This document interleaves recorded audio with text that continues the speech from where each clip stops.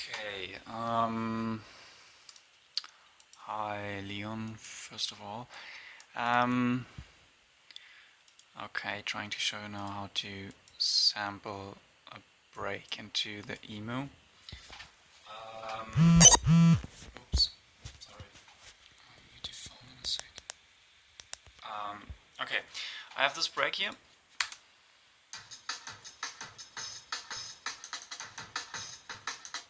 I found it somewhere in my 20 gigabytes of breaks I never listened through, but I like it a lot, and I think it's pre-made from some Duo member, I don't know.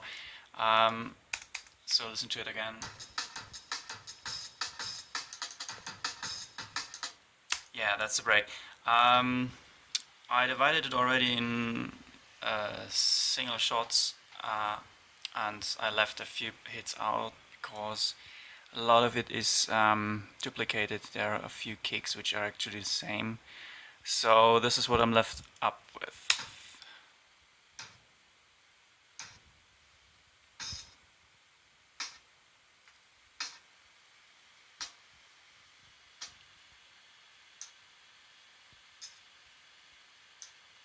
Okay, trying to get this into the sampler, and this is how I go on about it. So let the camera focus. Okay, so first thing I do is I load my default preset, which is my envelope shaper I constructed together with Funk a few years back, which is very handy.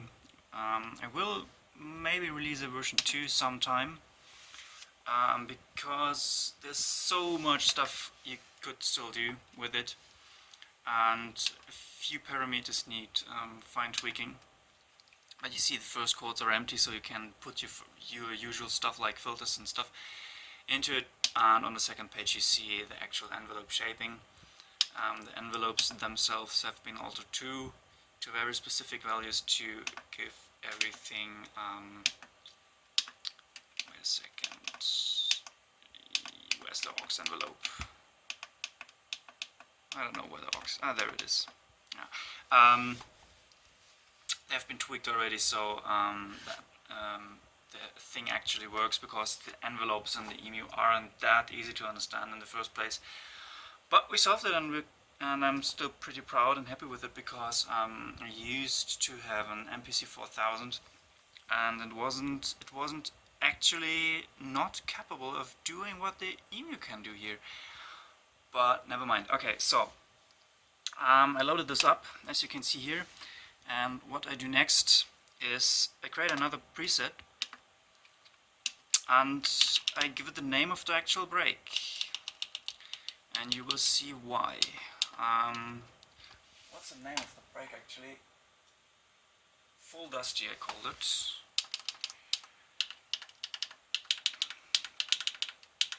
Yeah, I will be getting a keyboard tomorrow, which saves me a lot of time using this machine. Okay, so this is my preset. It has nothing in there, it's still vanilla, and right now I'm gonna start sampling. What I usually do is, for reference, I sample the whole break in, and I will do this now. I will do it the following way. I have an external audio effect set up on that very lane, on that track where my audio is happening, and it will output to the EMU's inputs, and the EMU will return on its own track above here. There you go. Okay, so now let's have a listen.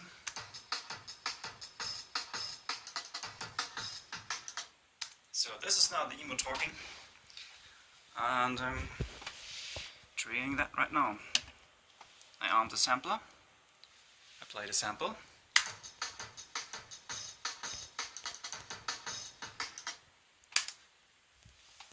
okay, that's it. And now, very important, I truncate the sample. Unfortunately, my EMU always creates a click at the end of the recording, so the end truncate function won't work, but I set it to both nevertheless. Well, so here we go. This is my break. This is the preset I want to sample it into. The reason for this is when you let the EMU auto sample, it will create new voices, and these voices will have that annoying preset that's always created when you create a new voice in the EMU, which leads to, in my taste, a very unusable chord and voicing setup. But when you auto sample, the advantage of it is that you get the naming and everything correct and the placement already. So you just have to dial in the samples in the correct preset. So, for naming purposes, I created this preset, the full dusty, and I set it to 1 key per voice. Now I have the possibility to alter the pitch. I will just press the corresponding keys on my keyboard, which is B3. My breaks usually start on C4, and the original for the original break for reference purposes is on B3, so just one below, so I can hear the whole break.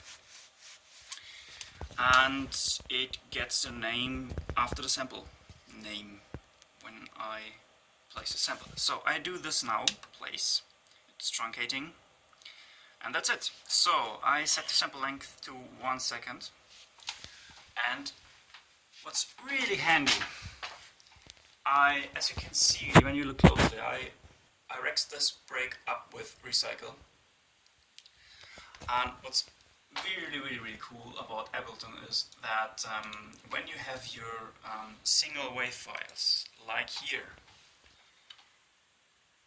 and you drag them in, and you have a kind of resolution set up in your Ableton already, like 1 bar for sampling purposes, you will see in a second. Then it will place them, whoops, there's the mouse, and then it will place them like this. And yeah, that's cool for sampling, but not cool for actually playing back the break. So either you could create a rex file, or you just right click and press off here in this contextual menu.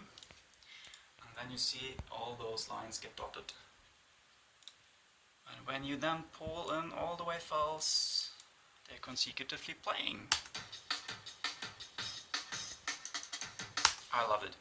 Okay, so my usual resolution to sample is 1 bar, because it gives the EMU or me enough time to actually play back the samples and play pause.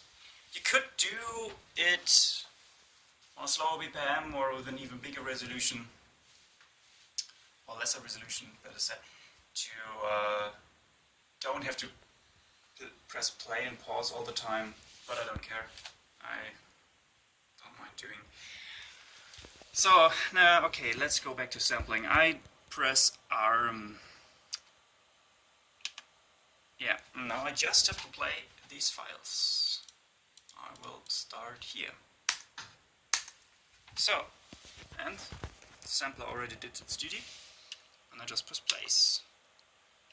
I press ARM, and I play the next sample. Oh, and by the way, very important, when I would press space again right now, it will start at the beginning where I initially started, like before the first sample.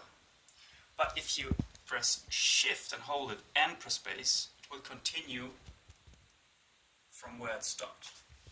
So that's it. Sample is armed. As you see here, I press shift space. Boom. Next sample, place, arm, shift space. Next sample, place, arm, shift space, place, arm.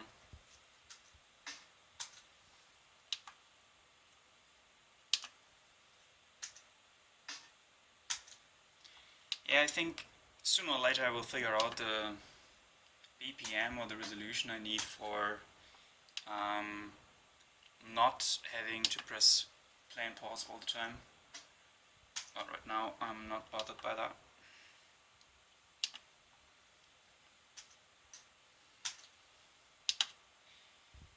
Maybe I'm doing some mistakes here or I might forget something while doing this one-handed.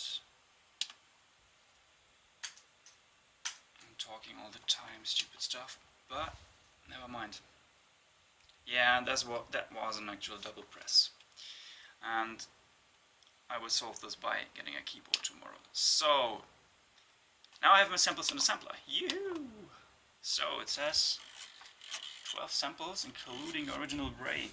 And we see I have 11 samples. Right, 8, 9, 10, 11, 12. So, that's correct. I have sampled everything. And as you can see, they all have their note value behind them. Of course, I could have clipped the break, I could have sampled at a lower sample rate, I could lower the bit depth right now, I could do all that tasty stuff we EMU users like. But for explaining purposes, I will leave that one out because I think you know how to do that, and I think you're even way better than I am. But usually I not sample that break at 48k because it sounds so much better when you sample it at 224, or what I like if I sample it at 48 and I sample it down to like say 20 or 24 is that I use the best algorithm because it preserves the highs in a very special way, which I didn't found anywhere else. And despite losing some high-end information, I really love that effect. Also, there's that Aura exciter. I don't know where there is, I guess it's here, yeah. You know that one. And it's also really very capable. I have the analog version of that in my, yeah, what is it called? I don't know. Downstairs. I will install it in a few days. But never mind. Okay, so this is my break. These are my samples. It's playing back fine. This is actually a whole break. And there are the individual samples. And as you see, they're almost all a second long because at the end there's always a click. But whatever. Okay. So now then, I have these in my preset which I don't want to use because the voices suck. You know that one. So what will I do? I will dial in the preset I want to use. I press edit. I go to the voices and just dial in all my presets, my samples. And as you see, the original break will land on B3. This is the whole break. And on C4, starting with the kick, or whatever you will lay out it, there come the individual samples. My god, I have to speak more English. So this will also become much faster when there is nothing, when I have my keyboard. So, what's the purpose of all this? I now have everything. Well, let me get this on my lap. Yup. Okay, I have now everything. Where is it? This is B3, this is my original break. Why isn't it playing through? I don't know. Yeah, and that's the purpose of my preset, which I couldn't recommend highly enough, because I have right now here my sliders, which are set up to control the EMU. And as you maybe have seen before, I have this is MIDI A, B, C, and D, and they're preset to control the envelope. And let's forget these for a sec, but very, very useful is this. And then I press a key, the sample should play as normal. Yeah, it does. Also the whole break. And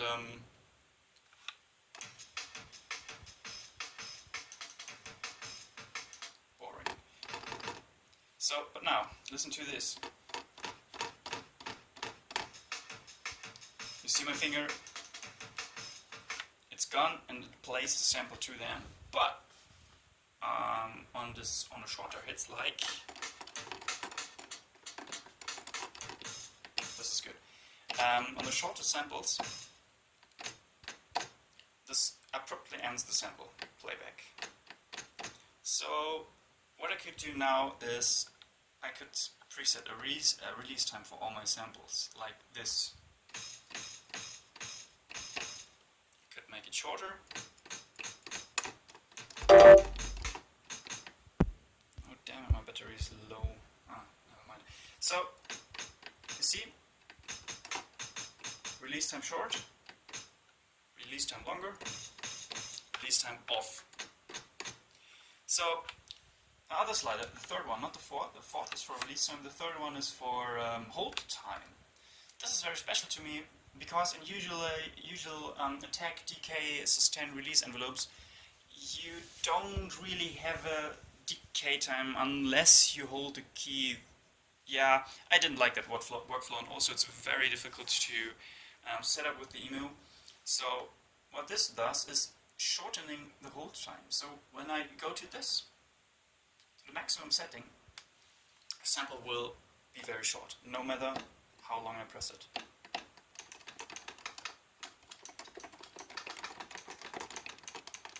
This is the whole break actually.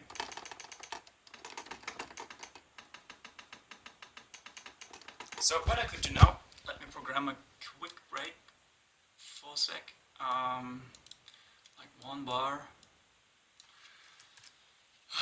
just the usual kick snare stuff, kick, I have no idea how I lay that out, so much explaining but no idea what I'm doing. Okay, this is the snare, so let's do the typical 2-step. Okay, so, oh wait a second, this is a phone resolution. Yeah, okay, sorry. So this is my snare, another snare, whoa, and my, oops, my kick. So, this should be my break right now.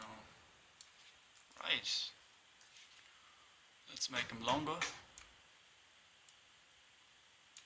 Yeah, and now set a useful resolution at last. Alright, there you go.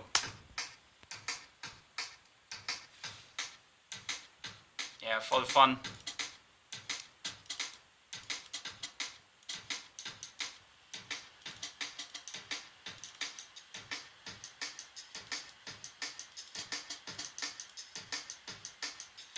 Okay, this is the most basic break we all know. But what I could do now is, yeah, shortening the sample.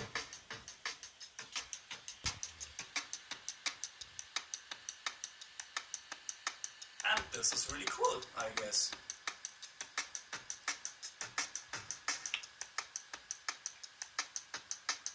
Now what I could do now is, now I have the shortest hold time. The samples are really choppy, but I can give it a little bit of release. Cool, isn't it? So with this one I could do some attack time, but I have to tweak one parameter first because I never save it right. It's this one. Minus 10 is okay, I guess. It was usually set to minus 100 for testing purposes in the first place, but minus 10 is better and more useful because the slider is not that sensitive then. This controls the attack time. And as you hear, I make them really soft. They almost disappear. So,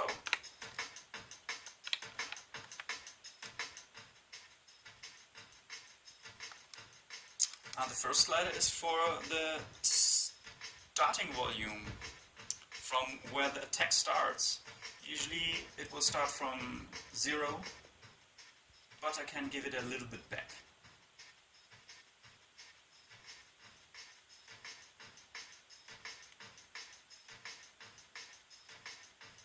And this is really useful for layering sounds. And as you hear now, I will make it a bit more volume. It sounds kind of compressed, although it isn't. It's just the envelope on all the drums. Listen to that. I reset everything.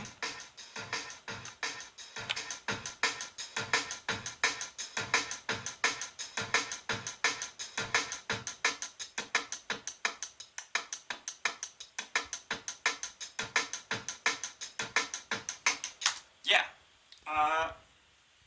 I want to hear anyone telling me that the EMU is not so good for breaks, because I haven't found that functionality in an Archive yet. Although I must admit, I just used an Archive 7, not 7.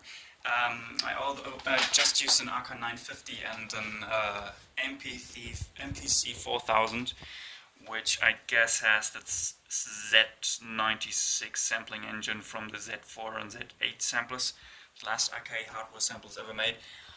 And they're quite cool for drumming and everything, and they have a unique sound, but for layering and shaping drums in that way, I think the EMU, when you know how to do it, is way better. I think because my battery is running low, and I've recorded 22 minutes already, and it's way longer than I expected it to be. I think I will record another video on layering drums, or on layering that break with other drum samples I already have sampled into my sampler, into the EMU. And yeah, I could show you how to resample individual hits after I shape them, and I guess, yeah, that's it for that. Oh, okay. Greetings.